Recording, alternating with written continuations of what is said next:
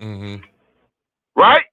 Right. Let's keep it funky because a lot of us are mothers with side chicks. A lot of our mothers were the other woman. You know what I'm saying? So that innate nature that a man has keeps the species going. It's for a reason. But that's the animalistic side. So that's what materialism for women is the same thing for animalistic desires for men. But when we elevate over that and become gods and goddesses and have self control and self mastery, when you master yourself, then you start to master the powers and energies of the universe. That's why they say He Man, I am the master of the universe. Because he had self knowledge, self mastery. He could control himself. No, so that means me. I could walk in the room and five bad women could come up to me half naked and be like, yo, I want to take you home. They'll never get me home because I'm not ruled by that. I'm not ruled by that. These other men in here are ruled by that. I'm not ruled by that. So that gives me the one up. I'm really a god when I walk in the room because I'm not ruled by lower desires. I'm not ruled by sex. I'm not ruled by materialism. You feel me? I'm not ruled by the ego. It's another thing that Moorish men, so-called misnomer black men, have a problem with. The ego.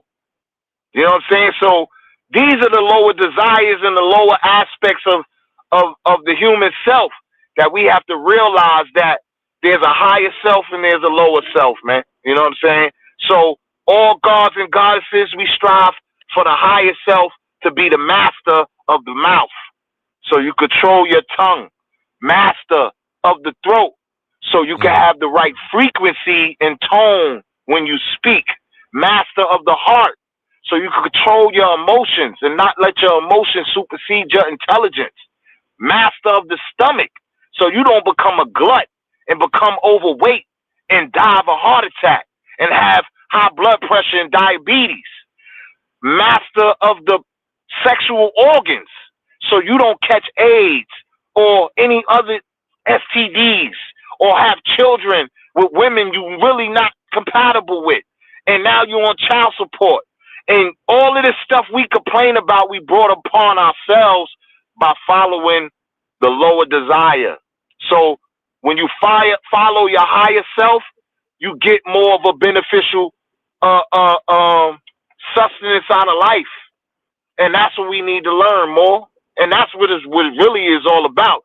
And that's what they're playing on. The internet, the TV, the movies, the music, they play on those lower energies, the root chakra. They play on those chakras. You know what I'm saying? Knowledge is power, though, man. Knowledge is Yeah. power. Hell yeah, man. I'm telling you, I think these people out here really hate us. I didn't realize that they kicked us off. They kicked us off earlier, so I just started it back up. We was just talking for a little while without it even being recorded. So I just cranked it back up though. I don't know if you heard the echo and stuff. I'm like, Yo, I'm telling you, fam. But I'm telling you, listen, there's COINTELPRO still active right now. yeah. You understand? So that's why a lot of brothers who have a voice and who have a platform are scared. They Mhm. scared to speak out. They scared to really rep the people because they need to feed their families. They don't want them to turn their checks off. They don't want them to turn their internets off, cut them, block them, shadow ban them, and erase their pages and all that. So that's what we dealing with. And Kanye said it best, man. The war is digital, man. Yeah. The war right now is digital. You know what I'm saying? If you don't see the war, that means you living in the matrix, man. If you don't see what's going on, if you don't see how they controlling the minds of the people through these phones, through the mark of the beast, you gotta understand, man. And we all need to understand. They could keep clicking us off the internet. You could erase all my TikToks. Every time I start a TikTok, I get up to 50,000 followers and then they erase it. And guess what? I start a new TikTok because you ain't gonna stop me. It's nothing Right. gonna stop me.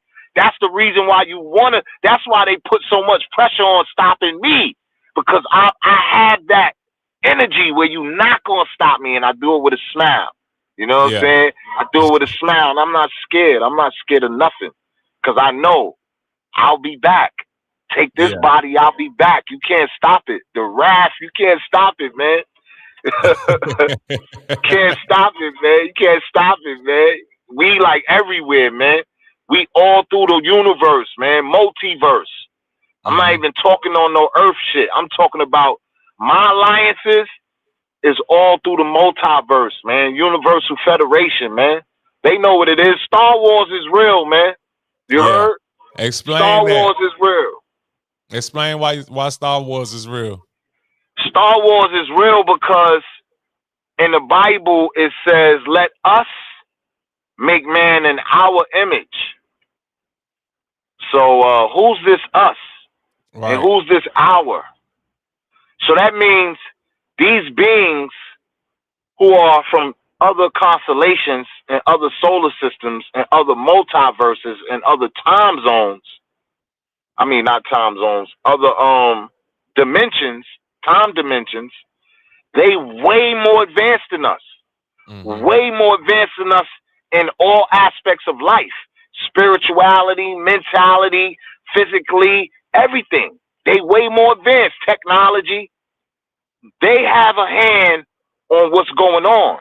Right. But they are up under the Most High. So you got to understand, the people writing the Bible, of course they going to call them angels and demons. But all it is bad beings and good beings. Right. And you have them, but the deep part is you have them on multiple levels and multiple dimensions. So there's dimensions here existing right now that we can't see. But if you have the technology like time travel, which they're tampering with now, you can tap into those dimensions. But meditation, without all of those machinery, we can tap into all of those dimensions through meditation. Right. So those dimensions have the same way we have good and bad people on Earth. Those dimensions have good and bad beings, whether they're humanoid or not. Right. So that's the whole thing. You only have two things in existence: truth and falsehood, good and evil. That's the balance. That's the balance.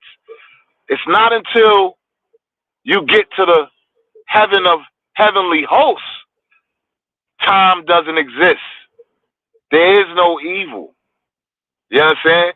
Everybody, because you're not even allowed in that dimension if your insides ain't right.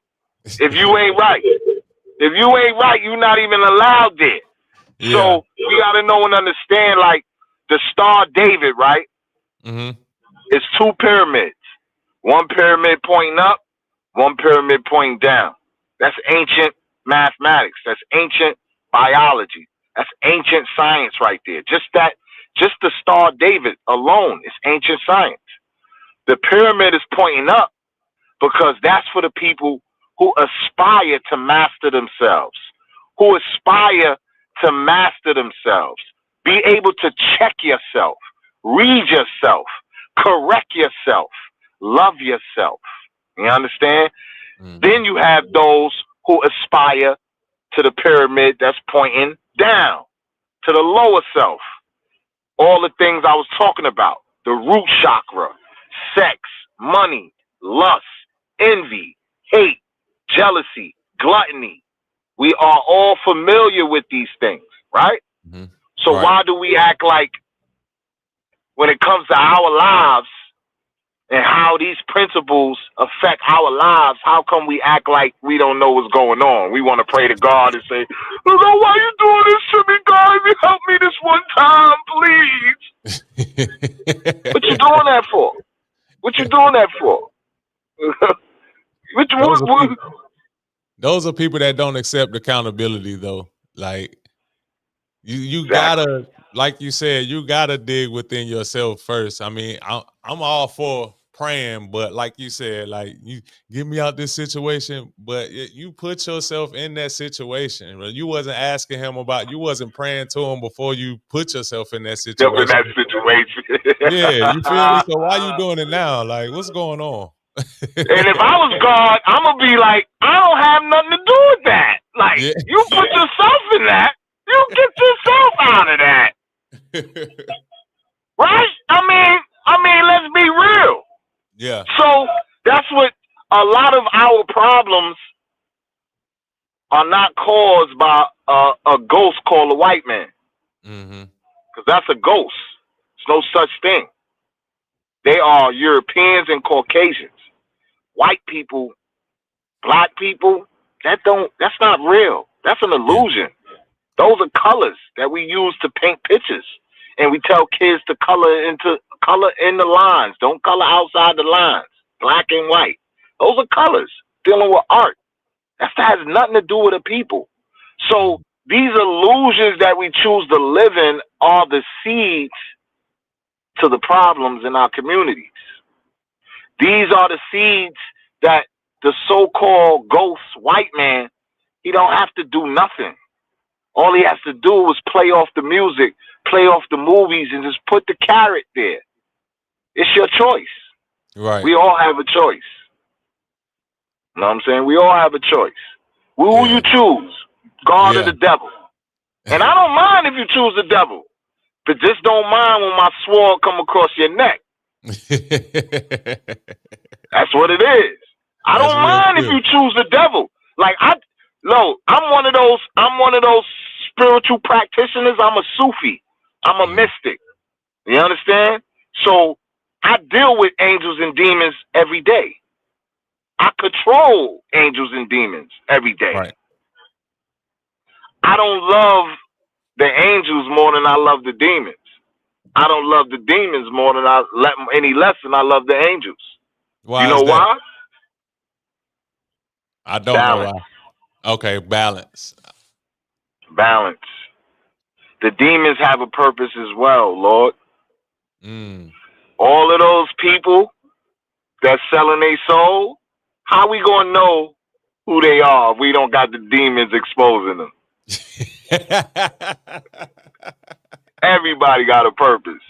Yeah. You understand? Higher power is always working. Higher power works through everybody. Mm-hmm. So I don't mind if you a demon. Just if you come across me, know when angels and demons collide, it's war. So Yeah. don't be mad when my sword go across your neck. Shit. Yeah. That's where I'm at with it. And I'm gonna take this time right here to do, because I don't know if that part was recorded or not when at the beginning. So I'm gonna take this time to introduce us again. This is Big V of the Chop Up Podcast. You tuned into the Chop Up Podcast with, man, special guest, special guest. If you haven't heard when we went live, he been dropping gems this whole time, man.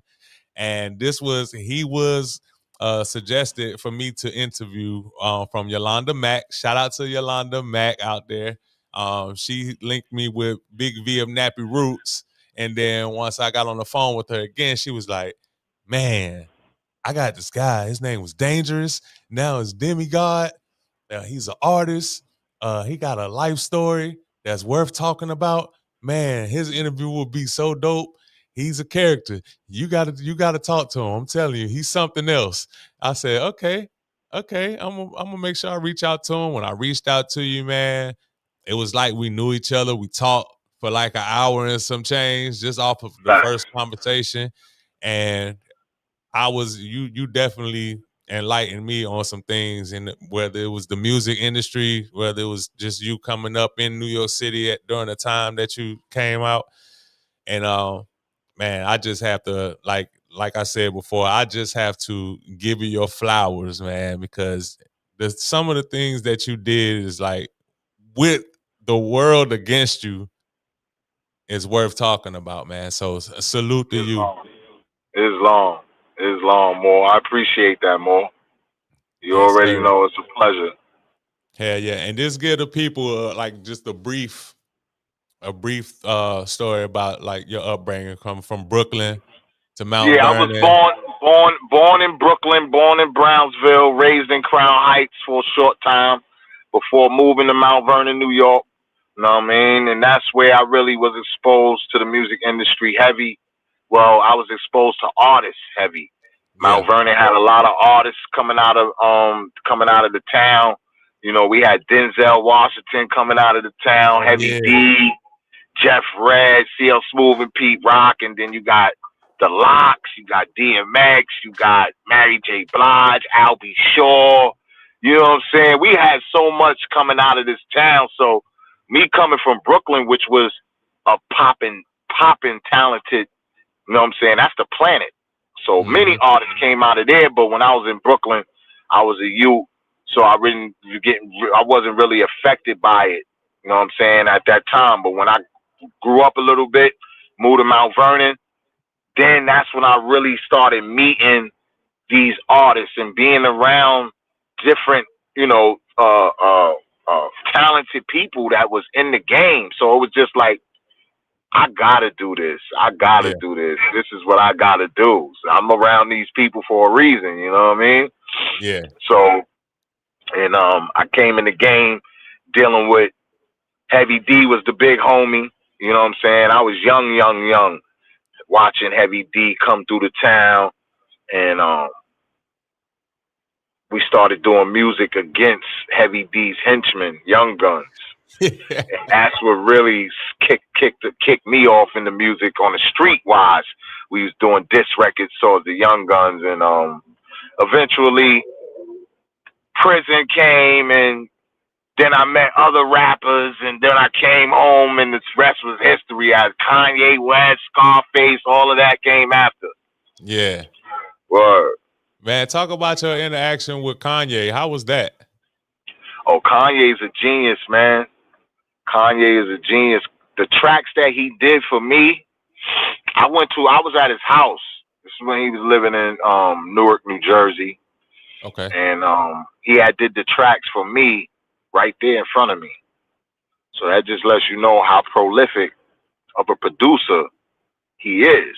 You know what I'm Hmm. saying?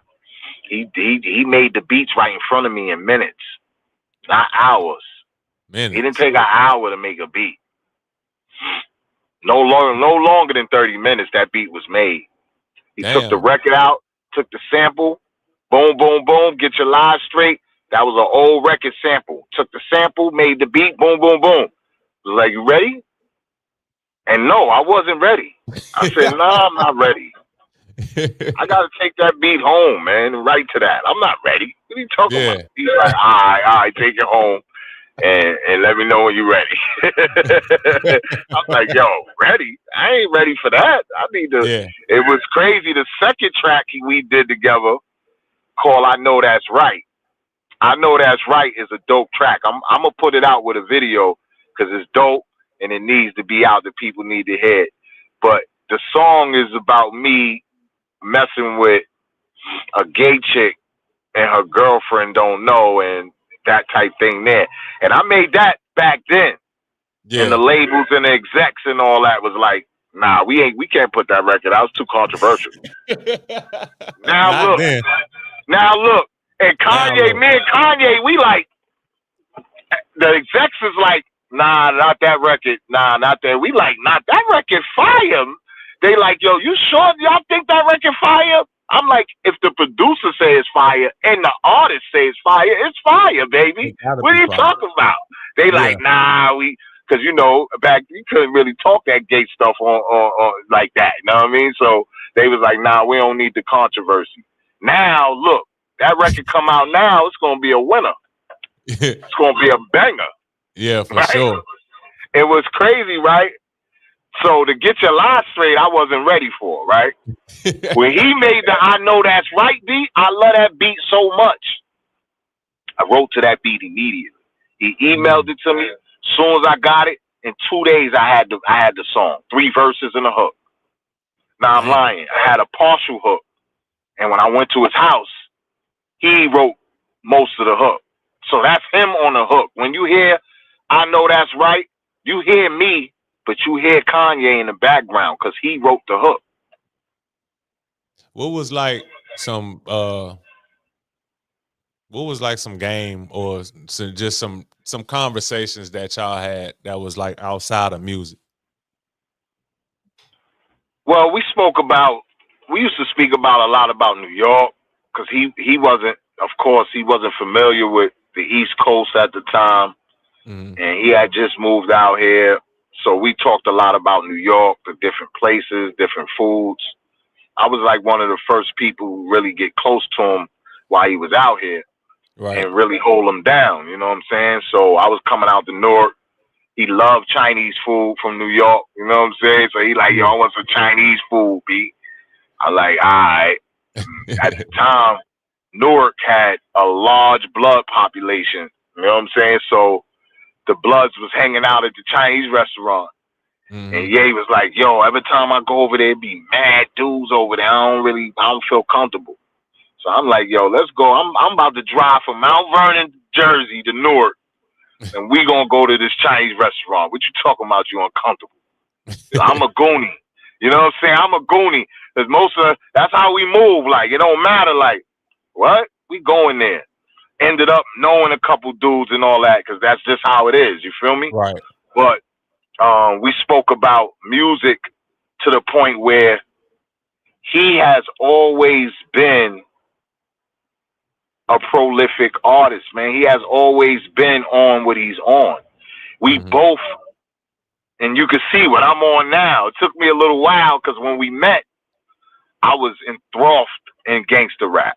So I wasn't conscious. Like, I was conscious, but I still was rapping gangster rap. And I'm still kind of doing it now, but I'm doing it with a purpose now. I'm doing it to relate and speak the language of the youth. But back then, he was more advanced than me as far as like, you know, he was more advanced than me as far as like on a conscious level, rap conscious level. Me, I was on my gangster rap. And it wasn't until later, of course, I had to go to prison a couple more times. And that's when I came into my consciousness and was like, yo, I'm about to go full-fledged into this consciousness that I'll be holding back and not being myself, trying to be a part of the crowd and look hip and, you know what I'm saying, be the man and all that. Nah, I'm going to be myself. And what I am is conscious. You know what I'm saying? Yeah. I'm very enlightened. You know what I mean? And now it's cool to be yourself. So that's what I am. You know what I mean? But even back then, he was talking, what I brought that up to say, even back then, he was talking the same way. He was very prolific, like, on his conscious shit. Like, you know what I'm saying? Love the people. Like, we empaths. Like, he's just like me. He an empath. That's why he said, Bush don't care about black people. You know what I'm saying? With Katrina and all that, because he seen what was going on. And no matter what position or tight rope that he's in as an artist, he felt he needed to speak out because his heart felt he needed to speak out.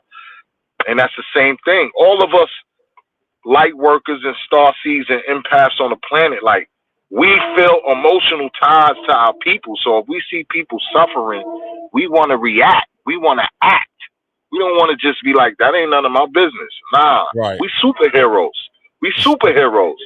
Woman can't get raped while I'm there. Woman can't, you know what I'm saying? Right. Look at Tupac. Tupac was a superhero. When he shot those cops in Georgia, he was a superhero. He didn't have to tell his driver, yo, stop the car. He was already a star.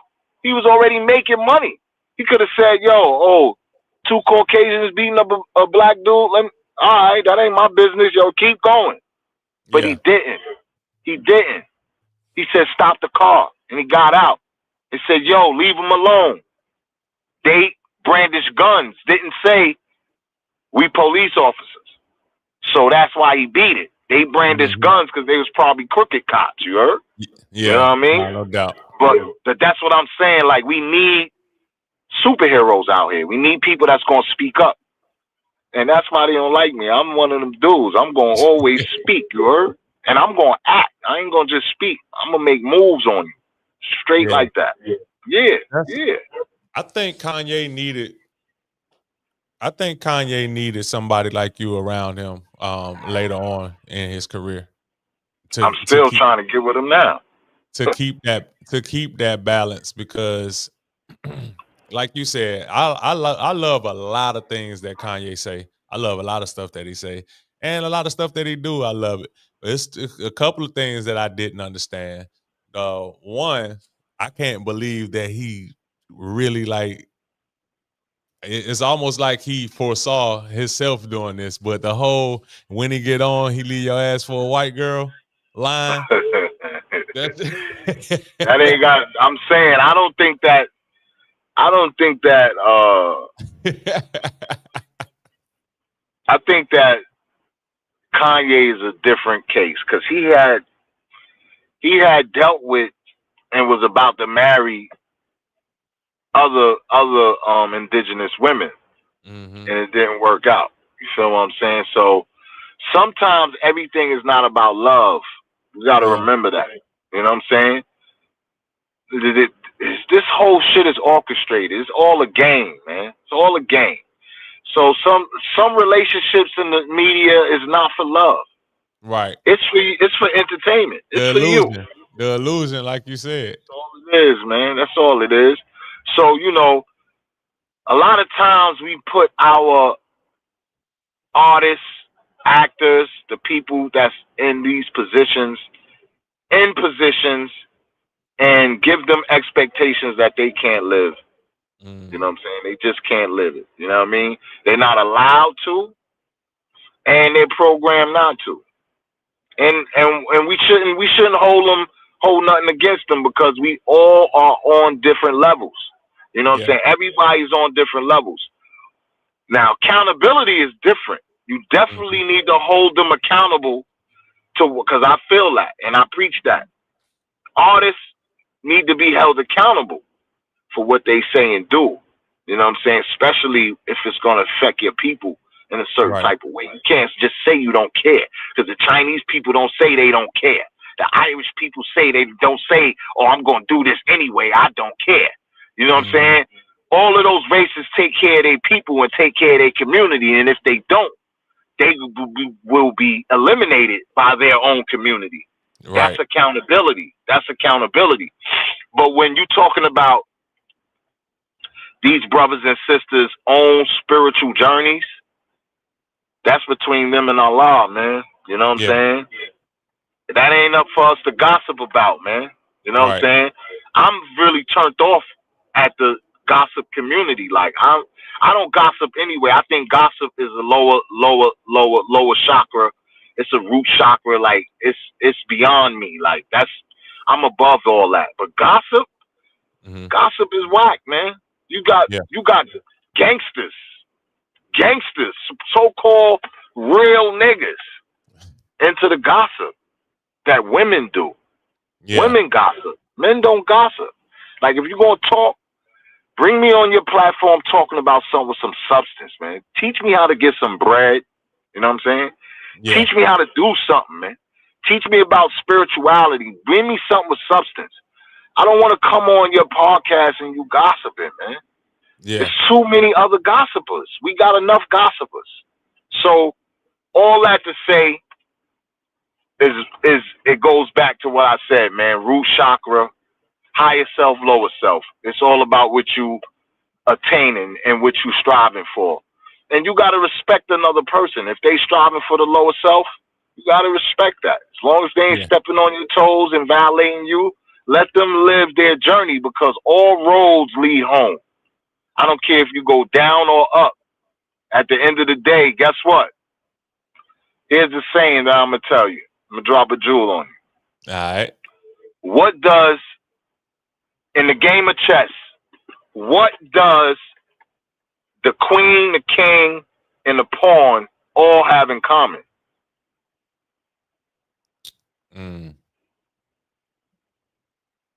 The king, queen, and the pawn.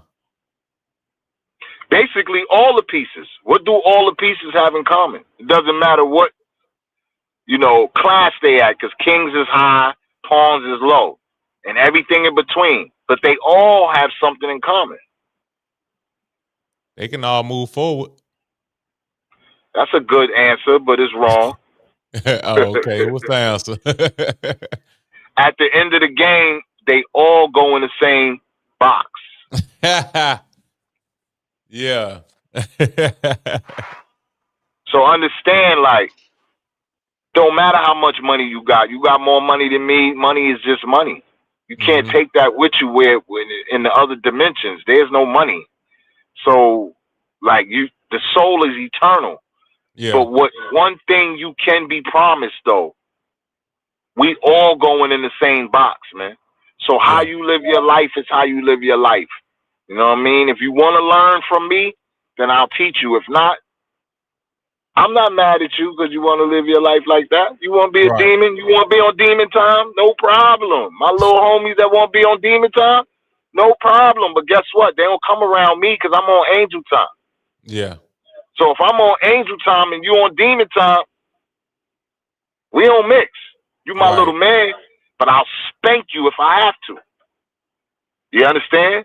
Yeah. Certain things can't go on in my community. I'm moving, shaking the community. I can't hear about certain things in my community because you know what? I'm coming for you. Right. I'm coming to nip that in the bud. I'm speaking up. So I'm one of those in the community. I'm a moving shaker. I'm not an internet dude. You know what I'm saying? When I turn the computer off, I'm out in the street. I'm moving and shaking. People calling my phone for advice. People calling my phone for help. People calling my phone, yo, squash that beef. I don't want that beef. I'm Right. saving lives out here. So, you know what I'm saying? That's the big deal. Yeah. That's the big deal, bro. No doubt. Did you like stop beefs and stuff like that even in prison? Definitely in prison. Prison, oh man. I didn't play a lot of things I'm one of those dudes. And I'm not bragging for ego. I'm just telling you the truth.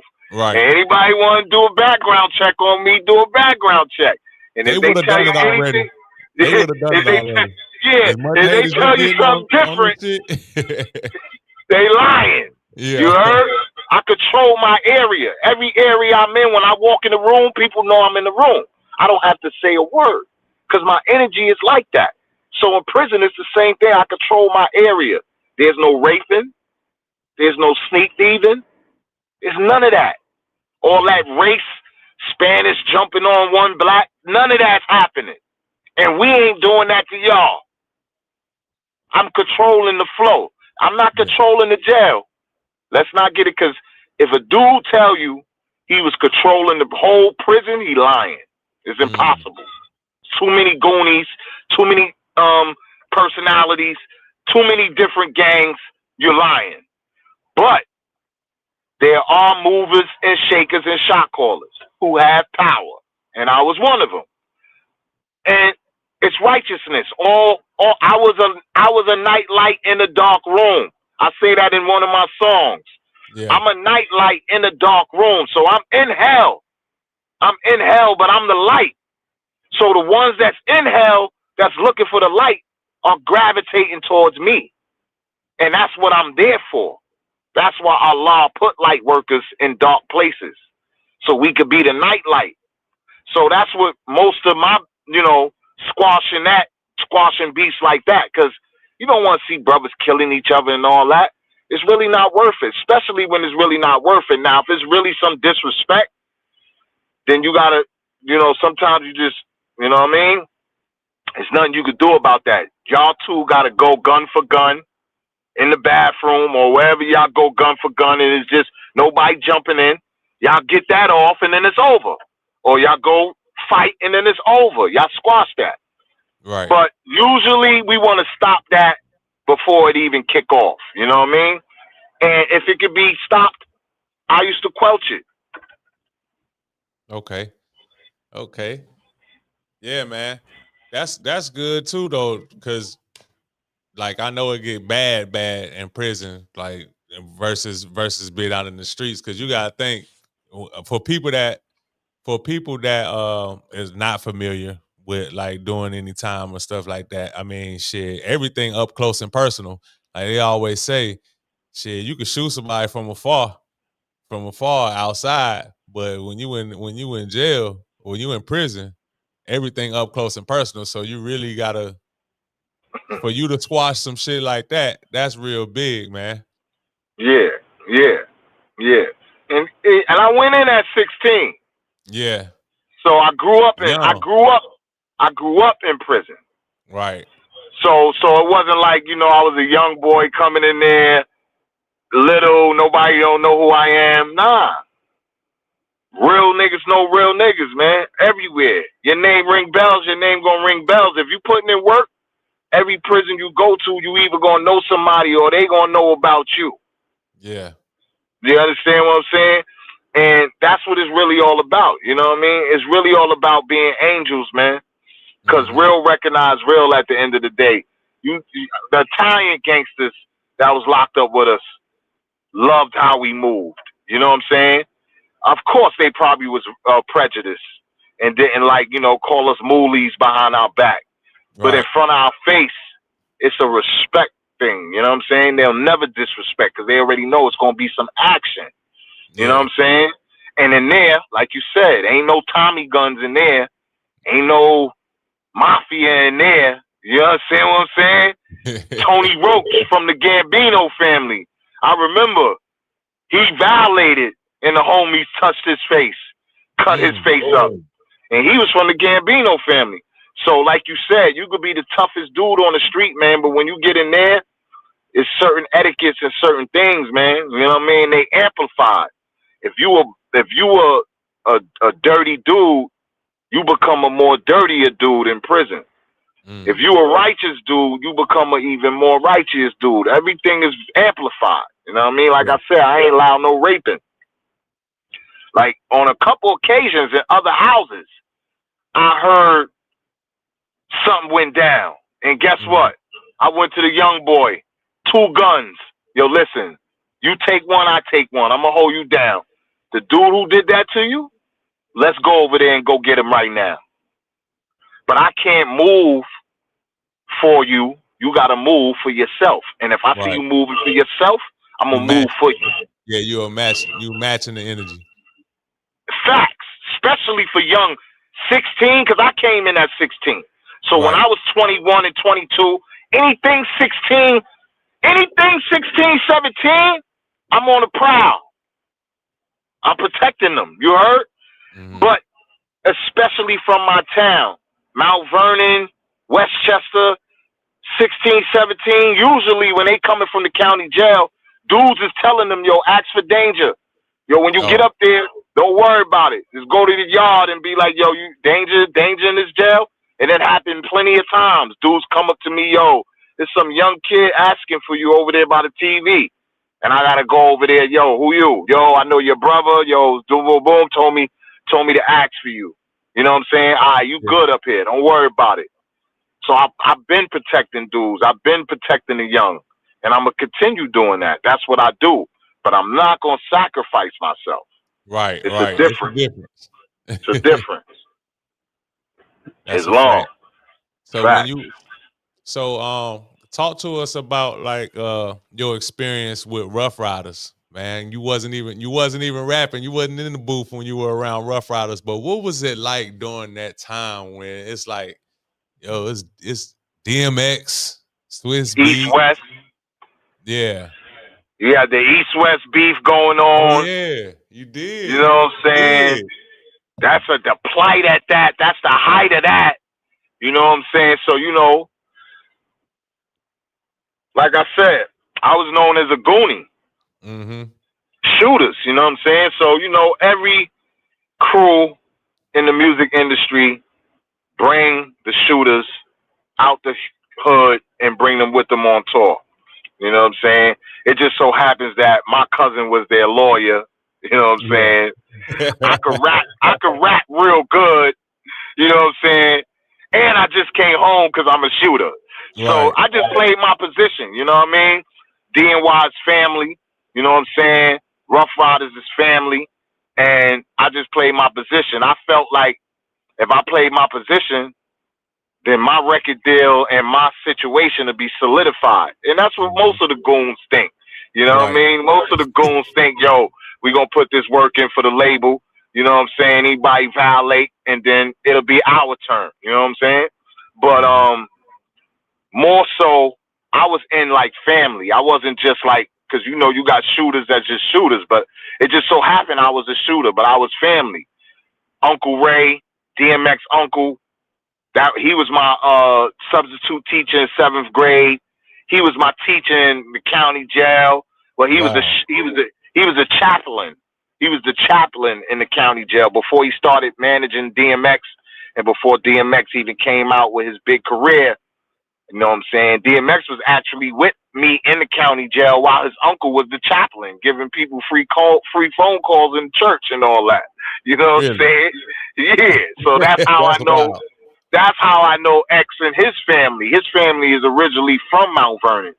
Okay. DMX is originally born in Mount Vernon, moved to Yonkers and raised in Yonkers. But his grandmother, his cousins, I know all of them. They all family. So I was family. And like I said, it just so happened that, yeah, I will let that thing off for the people. So, Mhm. you know, on tour, different occasions, things went on, and we had to put work in. You know what I'm saying? LA was crazy at the time. The height of the East West beef was going on. Big and Pac was dead. I was in jail big whole career. I was only out for Pac's first album, and then I Wow. was in jail for. By the time I came from, by the time I came home, both of them was gone. I wasn't Mhm. out for their records. I was never in the club for their records. I didn't experience none of that. None of that. So when I came home, Rough Riders was at the top of the pinnacle, and X was the man. So you know what I'm saying. Locks was killing shit. That's family, and yeah, man, that's my cousin was a lawyer, so that was a big thing. You know what I mean? I was fortunate enough to have family in the game. I know Yeah. that everybody don't have that. So I was fortunate enough to have somebody in the game that was powerful behind the scenes. And it just so happened everything came full circle. When they found out he was my cousin, they like, yo, we know him from Mount Vernon, from when he was 14, 15, wild little kid. Just blah, blah, blah. Like, you know him? Wow, wow. So it was just all family, and it all worked out. Hell yeah. I got a funny DMX story, man, from when I was at Howard University. So he What happened? man, you laughing because you must know he wild as shit. So Wow. man, they booked him to perform at this club that all of us, it was walking distance from Howard. So we walked there from our dorms. So he in there, you know what I'm saying? He had his demands of what he wanted. We watched this man pour Hennessy in a doggy bowl and drink it like that. I was like, oh nah, this nigga wild right here, bro. Like That wasn't a gimmick, though. I That's the don't believe whole thing. That I wasn't. A don't lot of believe people it was a think gimmick. That's why I was like, the yo, he dog crazy. barking and all of that was a gimmick. Nah, he been like that, bro. He Yeah, been like that. He been with the dogs, bro. He been with the pits, raising them and training them and all that. He been with the pits, man. So yeah. he was the dog whisperer, man. He wasn't lying, man. That wasn't no gimmick. A lot of these other rappers be making up gimmicks. That wasn't who they was 10 years ago. You know what I'm Right. saying? They become these people. You feel me? That dude was who he was when he got there. You heard? Yeah. Shout out to X, man. Word up. Hell The yeah. Long dog. live X. My Long man, my live X, daughter, the dog. my daughter is 11 and she can rap word for word Damien off of It's Dark and Hell is Hot. Word for word. 11 years old. It just I messed around and was playing it in the car one day.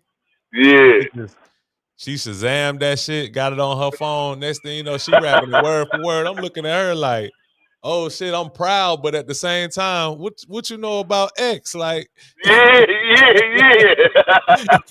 I got a crazy story about X. yeah. So I was 16 years old in the county jail. I had been in the county jail about a year fighting a case, fighting a attempt murder case. Hmm. And I'm fighting the case and I'm in the minor block. You know what I'm saying? So they had the minors and adults had to be separate. Yeah. So I'm in the minor block.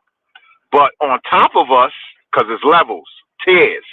Yeah. On the tier on top of us is the adult block. So the adults used to curse us out every night, especially on Friday and Saturday night, because we used to be rapping all night on the gate. We on the gate, everybody freestyling. We got a couple dudes with brushes knocking up against the wall doing the beat, and we just rapping all night long, keeping them up. So this is our routine. So X gets arrested and he comes into the county jail. And he lands in the cell right on top of me. If he wasn't on top of me, he was in the cell either on top of me, but or one cell over to the left, or one cell over to the right. But he was right on top of me, right? So we go into our motions. We lock in. Everybody lock in. They like, yo, we gonna do the freestyle session tonight. And they're like, all right. We lock in. They like, yo, Danger, you gonna set it off, Danger. Set it off. I said, all right, I'm gonna set it off. So I start setting it off. They doing a beat on the wall. It's echoing through the whole jail. You already know we got everybody up. All of a sudden, when I was done rapping, we just heard somebody say, yo, you already know his voice. Who that? Yo, who's that rapping? Yo, who that? And everybody was quiet because his voice is so strong. Yeah. And we kids. So we like, yo, who the hell is that? Who the hell is that? Like, everybody quiet. Nobody wanted to say, yo, that's I didn't say, yo, that's me rapping. Somebody else had to say it was me. Somebody else said, yo, that's Danger. That's Danger rapping. He was like, oh, that's Danger? Yo, your shit fire, shorty. Come to the law library. I want to meet you. I ain't never go to the law library, you heard? I ain't go to the law library. Why? First of all, we had beef with the adults. Oh. So I had razor fights and shank fights with them. I've been fighting with adults for a long time. So, you know what I'm saying? I always had hair on my face, so I always was beefing with older dudes. So for me to go to the law library, first of all, that would have been, because they would have got me. They couldn't wait to get me in the law library. I was one of the ones they couldn't wait to get, because I didn't cut a few of them, you heard? So they was like, oh, we can't wait to get him. So it was no way in the world I was going to the law library to meet X or even see what X wanted, you heard? It wasn't until later on in the street, when I got older, we met. You know what I'm saying? But at that time, I wasn't going to the law library. I don't even know who that is. I don't even know who that is talking to me. I just hear a deep voice screaming down, talking about coming to the law library. I was happy that he said my shit was fire, but I wasn't going to the law library, man. That's a setup, man. For me, man, I'm not going up there. So, word, but X was my man. So after that, we met, and I was like the little bro, B. Yeah. You know what I mean? Did you accomplish some things in prison, education wise, like getting degrees and stuff like that? Or right when I went to prison, they had took the college out of the prison system, so I wasn't able. Yeah, I wasn't able to do that, but I did get two. I got high school diploma and I got a GED. I got both. Okay. And I like to accredit that to Uncle Ray, DMX uncle. I couldn't have did that without him because he went up to the high school. He was going back and forth from the county jail to the high school, picking up the work. It wasn't just for me. It was two or three of us we was the only ones who ever in history had a GED and a high school diploma at the same time. And the only reason we did that is because we took the GED because we wasn't sure if the high school was going to give us our credits to let us get our diplomas. Okay. So we said, just to be sure, we're going to just take the GED anyway. But because of Uncle Ray, DMX uncle, he took time out of his life when he wasn't working to go up to the high school, get the work, that we needed to get the credits that we needed, that we all needed to pass. Right. And that's how we passed. You know what I'm saying? Damn. Congratulations on that though. Thanks more. Thanks more. So that was a beautiful thing. And when I got up north, they had just took the college thing out of the prison system, so I couldn't get the degree. Damn. I definitely would have went for that. I'm an intellectual, so I would definitely snatch that up. Everything else I got though, electrical, you know what I'm saying, building maintenance, anything that I could get, I got. You know what I'm saying? And I advise any young brothers, I don't want you to ever go into that situation, but if you ever find yourself in that situation, take advantage of every program, learn every trade that you can, because you'll never lose a trade. You know what I'm saying? You'll always be able to use it when you come back out in the world of re-entry. That's a fact. That was one of the next things I was gonna ask you. Like, with you being in prison for such a long stretch of time, how were you able to adjust to when you get out in the real world? How were you able to adjust? It was rough, man. It was rough. It was rough. I mean, family, number one. The brothers that don't got family, I feel for y'all. You know what I'm saying? But at the same time, you're never alone. Be your own family to yourself. Love yourself. But family is what really pulled me through. You know what I'm saying? I'm going to tell you a story. Like, I went to Midtown Manhattan, right, to see Londell. So it's like my fourth time going to see my own cousin. He had his law firm in Midtown Manhattan on 57th and 7th Avenue, right down the block from Burt Padell. You know what I'm saying? And I caught an anxiety attack, bro. Wow. Like, I had my girlfriend with me, and I started crying right there in front of her, like, because I caught an anxiety attack. Right. The people, it was just Times Square. It was so much people. I wasn't used to it. Re-entry was rough, man, and a lot of people don't really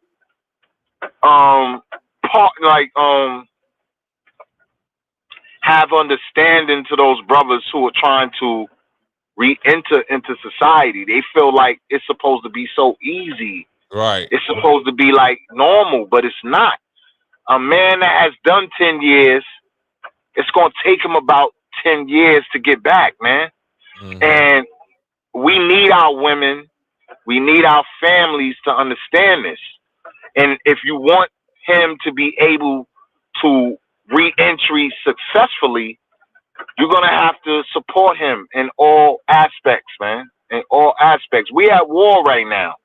Like, brothers going to prison and all that, it's not just brothers going to prison. I know we so used to it, but we at war right now. That's what's contributing to the messed up community. Brothers coming back in the community and not having nothing to do. Right. It ain't even, you know what I'm saying? That's one of the contributions to the crime and the other stuff that's going on in the community. So we need family support. If you look at Caucasians, Europeans, family support. Let a European kid, 22 years old, 25 years old, start a GoFundMe and want to start a business. Come on, bro. He's raising 250,000, 500,000. I'm like, yo, how did this kid get this money, bro? Right. Because his community support him, bro. Our family members and community have a thing with us where the support level is non-existent. Non-existent.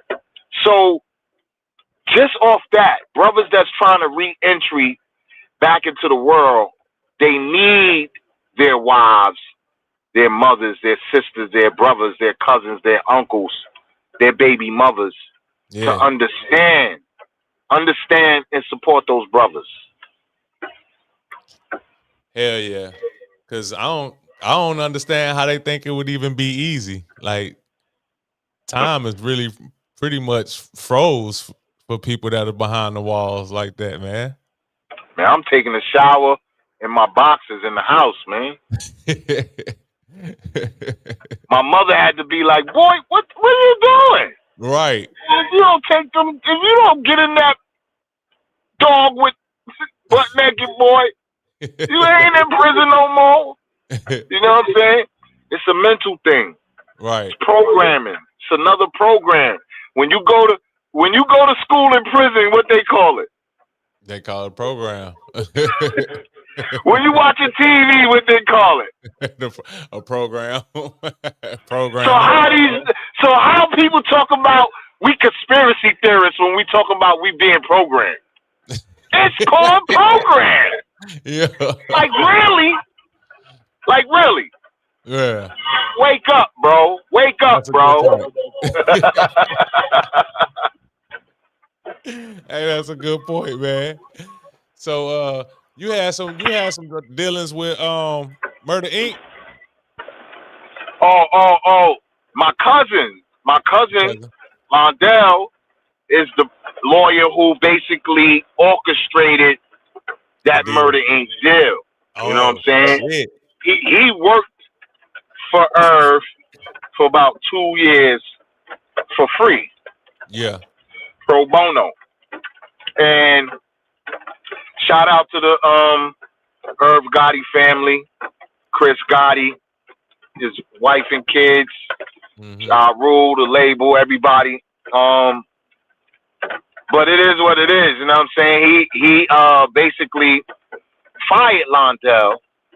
You know what I'm saying? We all thought that was kind of messed up because Londell worked for you for 2 years pro bono, got you in the room, inked the deal for you, and as soon as you got the deal, he fired Londell and hired a Jew lawyer. So again, it's always your own people, man. You know what I'm saying? Again, why would you do that? This man worked for you for 2 years, and you fire him and go hire the Jew boy. So, you know, these are the things that we do to each other. And until we can rectify this behavior, we're going to continue to lose all across the board. All across the board. So, me being the freedom fighter that I am, I heard about what was going on, and I was like, yo, that's not right. You know what I'm saying? And not only that, Londell and Irv had a falling out, and the people around Irv, you know, the street dudes and all that, was sending out threats and all that, and Londell he's not on that type of time. He's a lawyer, but that's my cousin, and I'm on that type of time. Right. So, you know, Case, who is one of my big brothers, Case is from Mount Vernon as well, a singer Case. Yeah. You know what I'm saying? Missing You, Grammy Award winning singer Case, that's the big bro. We was at his birthday party, and I had like 30, 40 Mount Vernon dudes with me. We was in there crazy deep. It was just crazy. And Chris Gotti and John Rule and the Murder Inc. entourage came through. It was all love because Ja Rule and Case was best friends. They had a relationship. You know what I'm saying? So they was all came to celebrate his birthday party. And something kicked off in the party with one of my peoples. So we swarmed on the people, and we swarmed on them so fast, and we was like the bouncers. We swarmed on them and picked them up and threw them out the club ourselves. Where the bouncers was like, damn, y'all swarm quick. Like, we swarm. Like, so Chris Gotti, I seen him off in the cut, just watching, like, yo, who these dudes? Like, like he looking like, but he know we with Case. He know we Mount Vernon dudes, we with Case. So he like, oh, all right, look how they moving. So I took that time to go deliver a message, you know what I'm saying? I went over, introduced myself, and he, you know, dudes, this is the time, I only had been home from prison a few months, probably like 6 months. So I wasn't introduced to a lot of people in the industry, so a lot of people ain't know who I was. Mm-hmm. So when I walked up on him and introduced myself, he was like, "Oh word, yeah, Lonzo's peoples. I know Londell." I was like, "Yeah." So concerning what's going on with Irv and Londell, I just want to tell you to deliver the message to your people. He's not a street dude. So if this goes to the street, I'm the one you're going to meet. And we was clear on that. And he was clear. You know what I'm saying? He was like, "Yo, it's not like that. It's not even going there like that." You know what I'm saying? It's not, and that's all really I was concerned about. You know what I'm saying? Business is business. I have nothing to do with the business of what they had going on. But when you start talking street shit, threatening my cousin, he ain't a street dude. I'm the street dude. So I was making my presence be felt. You know what I'm saying? But it's all love. Like right now it's love. I see Chris Gotti today. It's love. You know what I'm saying? He know my family and it's all love. That's just something, one of the intricate stories of how I came in the game, and it was a unique way because of my cousin, who my cousin was. Just imagine. He's one of the most powerful entertainment lawyers at the time. Right. And that's fan. So yeah. Man, salute to Londell, man. Yeah, Londell did a lot of work. He got the locks off of Bad Boy. He got the Prince. He got Prince off of Warner Brothers.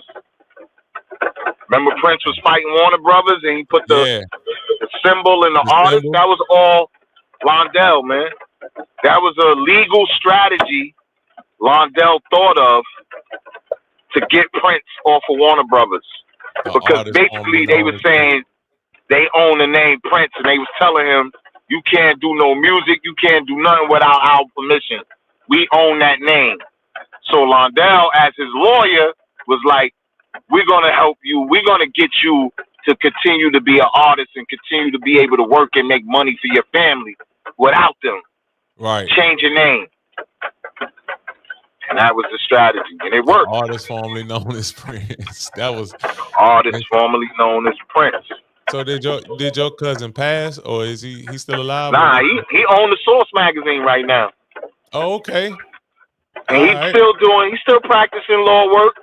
He actually he's still practicing law work. I heard he's doing some work over at the Tupac estate. Tupac's sister came to him and retained him as a lawyer for some Tupac Shakur business. Oh yeah. I'm sure he still has Prince estate. And I know he was doing He had something to do with Christopher Wallace estate too. Biggie Mom's came to Londell, had Londell do some work for her as well. So cousin is still, even though he doesn't actually have an office anymore, he still has a private practice, and he's still practicing for certain special clients, high class clients. Yeah, that's dope. And his daughter, he pushing his daughter, my cousin. She get busy too. So y'all make sure y'all tap in with baby girl, man. Baby girl is like, she rapping? Nah, she's singing. I ain't even gonna say her name though, because I ain't gonna say her name. But just look for Londell's daughter, man. Alright. She's coming. She ain't got nothing out right now. She ain't really got nothing out. She been writing for people behind the scenes and all that. So some of the songs, like what they call a teeny bopper. Yeah. The teeny bopper songs that we hear, she a couple of them she has, contributing to the publishing and the writing of those songs and creating of those tracks. Yeah. But when it comes to our little girls, we don't really, until she put her own self out there, we really ain't putting her out there like that. Cause I heard something for mine. You heard? Yeah. Yeah, I ain't playing. No doubt. So last but not least, because I watched a few clips of you telling this story, and you got to tell this on the Chop Up podcast, man. You gotta walk us through this battle with you and 50 Cent in the studio, bruh. Oh yeah, that was heavy. Shout out to 50, man. Sportsmanship. It's what rappers do. You know what I'm saying? But I had met 50 some time ago when, like, right after he dropped Ghetto Quran, he had Harder Robber Rapper. I had Yeah. just came home from prison. We both was young, you know what I'm saying, feeling ourselves and all that. But Violet, a female from Mount Vernon that I was close to at the time, she used to rap and was signed to Femme Fatale. Femme Fatale was a female group that was signed to Trackmasters at the time. So when I came home from prison, I was only home like 2-3 days. And she called me and was like, yo, I know you got bars. I heard you was battle rapping up there in prison and all that. I know you got bars. I got to bring you to the studio. You know how females are. Yeah. So I was like, yeah, definitely, let's go. So she like, all right, Friday, I'm going to come get you, take you to the studio. She pulled up, picked me up, brought me to Sony Studios. That's when Sony had the big 4-block studio down in Midtown Manhattan. Right. So she brought me to Sony Studios. She brought me to a Wyclef session. Wyclef was in a session. So we in a session. She introduced me to Wyclef. But we wanted to let Wyclef finish his session and not interrupt his session. So we left the A room where he was, and we went into the B room where his brother was, Jimmy. Mm-hmm. Jimmy, the B room is where, for people that don't know, A room is for vocals and production. B room is no vocals. It's just production, making beats, mixing beats, stuff like that. Yeah. So we in the B room chilling. A Sony exec come in the room, and the Sony exec see Violet, and they greet or whatever. And I guess the Sony exec know that Violet and 50 is friends. Yeah. So the Sony exec is like, yeah, your boy 50 is recording upstairs. So she like, oh, word? She like, all right, good looking. So the Sony exec league, she come over. Pardon me. She come over to me. She like, yo, you heard of 50? 50 Cent? I'm like, yeah, I heard the How to Rob a Rapper up north. Because I remember I was only home from prison only 3 days. So only thing I know about hip hop is what I hear on the radio. Right. So I'm like, yo, I hear the How to Rob a Rapper on the radio. Yeah, I know who it is. She like, yeah, that's my boy. I want to introduce y'all. Y'all kind of like to say, y'all remind me of each other, you know, that energy. Y'all got that energy or whatever. I want to introduce y'all. You never know. Y'all might do something together if it, you know, y'all click. So I'm like, yeah, I would love to meet him. So she went and got him or whatever. She brought him downstairs, brought him in the room. So before she introduced us, though, she started talking about How to Rob a Rapper. And she was like, yo, I heard Jay-Z, Wu-Tang, all these dudes getting at you over that song. Yeah. So he was expressing himself over the song. He like, yo, you know, I don't care if they getting at me over that song. I did that song out of fun, you know, for hip-hop. But if dudes want to take it personal, it's whatever. And when he was saying that, he was looking at me. So I'm like, I ain't Jay-Z. I ain't Wu-Tang. Like, what you looking at me for?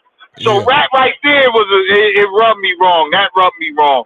But I ain't say nothing. I ain't even put no energy to it. It rubbed me wrong, but I let it go. Yeah. Anyway, she was like, yo, so I want to hear y'all rap. I want to hear y'all rap. I want to hear y'all rap. It's not no battle. I don't want y'all to battle. So that was the whole surmise. The whole surmise was like, yo, this is not no battle. You go first. He goes second.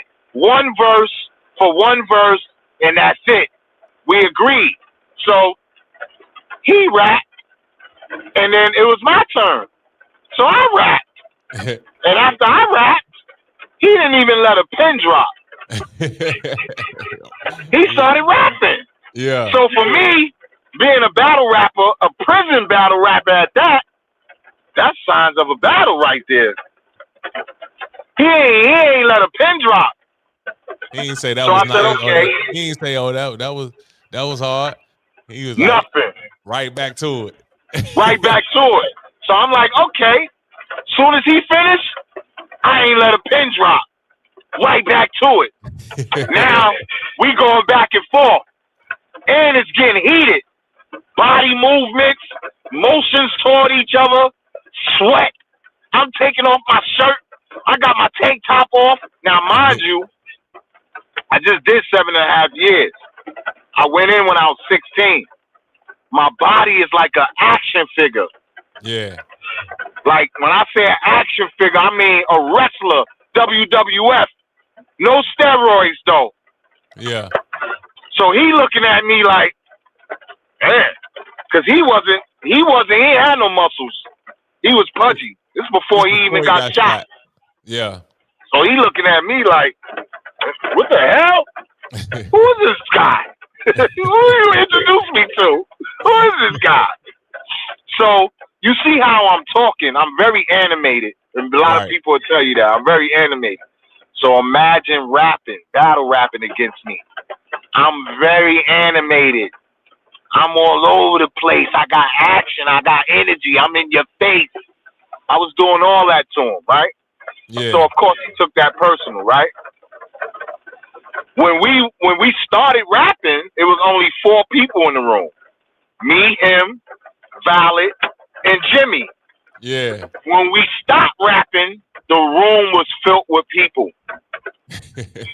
All type of record execs, people from Sony, people from other sessions, because other people was going to go get people. It's a battle. 50 Cent battling somebody. I don't know who it is. People, the whole room was filled with people, bro. And at the end of the battle, he was like, anything else I say will be on my album. I don't even got no more raps. So he ran out of raps. Yeah. So I rapped for 3 minutes straight just to put the nail in the coffin, just to let him know, like, yo, I've been battle rapping for 7.5 years. I got mad raps. I can keep on going and going and going. Yeah. And that's what happened. He walked out the room. He didn't even shake my hand. Usually, even in prison, I'm battle rapping the killers. I'm battle rapping the most thuggish dudes. At the end of the battle, though, we coming together, shaking hands, hug, like, yo, bro, your shit is fire. Complimenting each other, and then it is what it is. You know what I'm saying? Yeah. He didn't do that, though. He was salty. He was super salty. Look, my question is, what did Violet do after that? She didn't do nothing. She just was looking at me like, damn. You broke his mic, son. Yeah. Because she didn't even expect. She wasn't expecting. She wasn't in prison with me. Yeah. So she didn't. I wasn't battle rapping before I went to prison. I was doing talent shows and all that. I wasn't thinking about battle rapping. We was just rapping. Right. So when I came home, and for her to see me in action, actually see me with my muscles, pulling my shirt off, sweating, rapping in people's faces and all that, she was taken aback like, wow, god damn, like, yo, I didn't know you was gonna do him like that. And that's how it happened, man.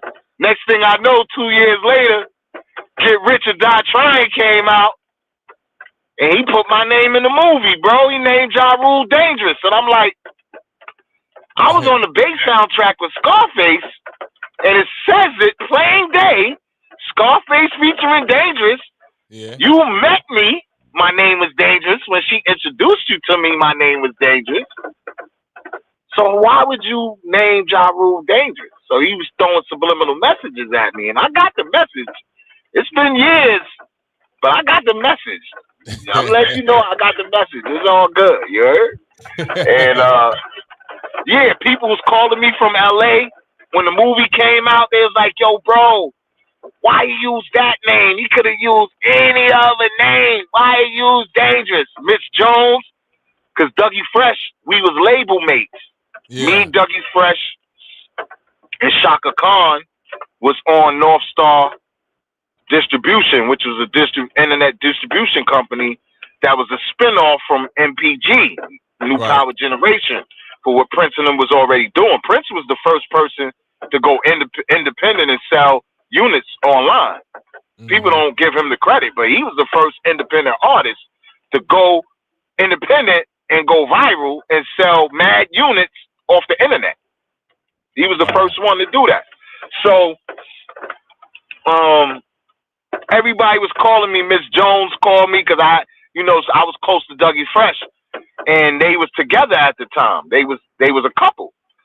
So she had met me, and she had already knew. Okay, it's a rapper named Dangerous, Londell cousin coming out of New York, spit fire. So when she seen the movie, she got on the radio and was like trying to give a clue. She didn't want to come right out and say it, but she was giving a clue like, yo, why he used Dangerous out of all names he could have used? Why he used Dangerous? That's why he used it. He was trying to kill two birds with one stone. You know what I'm saying? He did kill two birds with one stone, literally. Literally. Man. I definitely give it to him. Came hard. He definitely did what he was supposed to do. You know what I'm saying? And it's much respect. But I'm not egotistical. I know what I did to you, so I know why you did it to me. You feel me? Till this day, I don't think you a good sport, bro. You a good sport for sure. Till this day, though, I don't think too many rappers want to battle me in a battle. To this day, I don't think. Now? I haven't done it. I haven't done it in a while, and I don't like to battle rap anymore because I have a whole different purpose and mission. Yeah. But I will smash niggas' mics. Straight up and down. Call me out. That's all they gotta do. Put some money up. Let's do some real verses. Yeah. Let's do me and 50. Since I never got my shot, 50, I'm shouting you out. Let's do a versus. All new material. All new No shit. radio material. Yeah. All new material. Stuff you just recorded yesterday. Yeah, but that's another story. I don't think they would want to do that. I'm not somebody that some niggas want to play with lyrically, let alone in the street. Nah, I don't think so. Yeah. Man, I appreciate you taking the time to holler at us today. Hey, look, but I'm gonna call you. I'll get in touch with you probably tomorrow. But we're gonna set up the next one. It'll probably be in like 2 weeks. Gotta be dope. A little bit after probably like after Thanksgiving type of deal. But yeah, we're gonna circle back around because the next conversation that we're gonna have, we're gonna tap in more about more money, the label and all of that, and then about present day. Right. And then about the more movement. So I appreciate you coming in, man. This vibe was so real, man. Look, regardless of how many times and how many different ways they tried to stop us, we still did this shit, bro. We still did that shit, bro.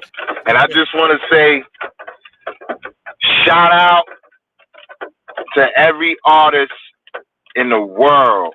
Keep doing what you're doing. I will hold you accountable. For sure. I'm going to say it again. Keep doing what you're doing. I'm the spook who sat by the door. I will hold you accountable. Make sure you tap in on all my platforms. Official Demigod, DEMEGOD. Come see why they want to stop and shadow ban and stop the conscious movement of real NEGUS,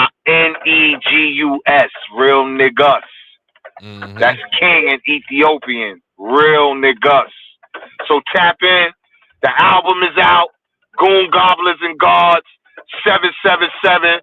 Tap in on that on all platforms, Spotify, YouTube, wherever you go, it's there. Videos is up. Kanye West song is up. I just put up a song with me and Music Soul Child. Song has never been released. That's on your Facebook, ain't it? That's a fact. Tap into that. You know what I'm saying? And I appreciate you more. Chop it up some more. Oh yeah, we got to. We definitely got to. I need to let you know one of the songs that I played Big Homie. At the beginning. But one of the songs that I really like on here is Taking Losses. Ooh, that's one of my favorites too. Okay. We Touch seeing home. how to, yeah, I like that one, bro. Touch home. Yeah. Now that's for sure. I was like, We're where gonna you be going talking. with this? That's what I want to talk about too on the next podcast. We're gonna get into my books and how my book Polygamy More Wet ties into giving young people alternative ways on how to deal with love relationships between each other and how we treat each other. You know what I'm saying? Building families and all that. Because that song is about that. That song is about that. You know what I'm saying? For sure. For sure. This is Big V. This is the Chop Up Podcast. We had NYC's own DEMEGOD in the building. We're going to circle back around and do a part 2. We're going to definitely discuss his book. We're going to discuss Polygamy More Wet. We're going to discuss some more things. And y'all subscribe to our YouTube page. Oh, yeah. Ghouls and Goblins. Goblins. No. Goblins The with other gods. book. Don't forget the other book, More. What's the other poetry one? book? If God could rap. If God could, you got a song called that too. Yeah, that's a fact. Y'all gotta tap in. Yeah. The things that you asked her in that song was kind of funny. I was like, well, would she? Would she do that? I love that bar. Everybody talk about that bar right there. I'm like, I can't believe he asked that. But now I want to hear the answer. Like, would you? If what he said, if God was a rapper, would you give him head? Ain't it? Because you know a lot of chicks don't like giving head. Something with the chick, they like, hey, that's special. That's a special occasion thing. You can't get that all the time. But you want me to give you head all the time. All the time. That don't make no sense. Subscribe to our YouTube page, the Chop Up Podcast. Make sure y'all follow us on Instagram, the Chop Up Podcast as well. It's the one with the purple axe. And we out of here. Islam. Yes, sir.